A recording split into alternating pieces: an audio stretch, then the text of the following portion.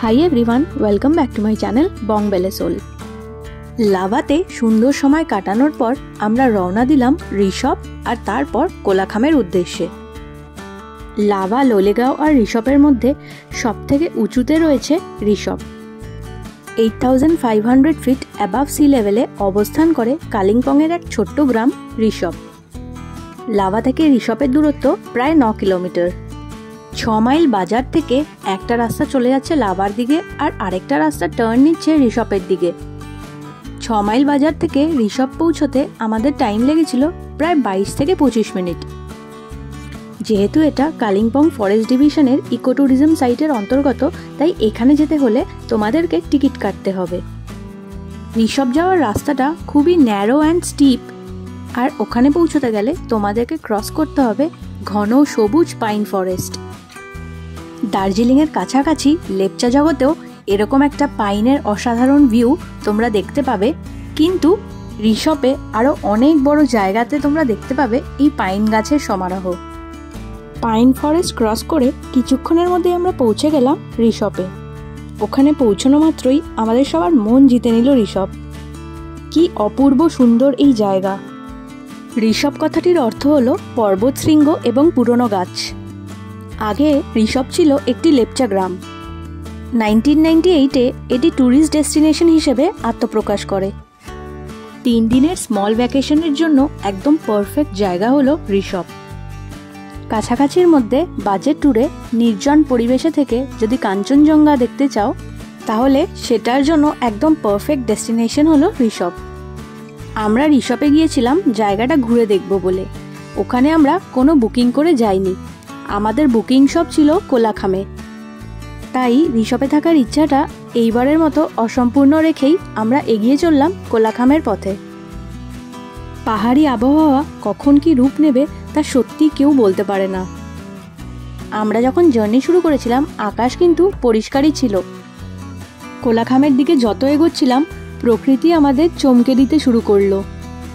হঠাৎ করেই চারদিক থেকে ঘন মেঘ এসে রাস্তা ঢেকে ফেলল। মুহূর্তের মধ্যেই সবকিছু ঢেকে গেল কুয়াশায়। সাদা ধোঁয়ার চাদরে ঢেকে গেল পাহাড়ি পথ। ভিজিবিলিটি ছিল খুবই কম, কিন্তু সেই রোমাঞ্চ ছিল একদম আলাদা। আমরা গাড়ি থামিয়ে সেই মুহূর্তটা উপভোগ করলাম আর কিছু ছবির মাধ্যমে সেটা ক্যামেরাবন্দি করার চেষ্টা করলাম। চারিদিকে ছিল শুধু কুয়াশা, নীরবতা আর ঠান্ডা হাওয়া। মনে হচ্ছিল যেন স্বপ্নের মতো এক অনুভূতি। কিন্তু থেমে থাকলে তো হবে না, আমাদের এগিয়ে যেতে হবে আমাদের গন্তব্যের উদ্দেশ্যে। কোলাখামে যেহেতু আমরা আগে থেকেই সব বুকিং করে রেখেছিলাম, তাই আর দেরি না করে এগিয়ে চললাম কোলাখামের সেই হোমস্টের উদ্দেশ্যে।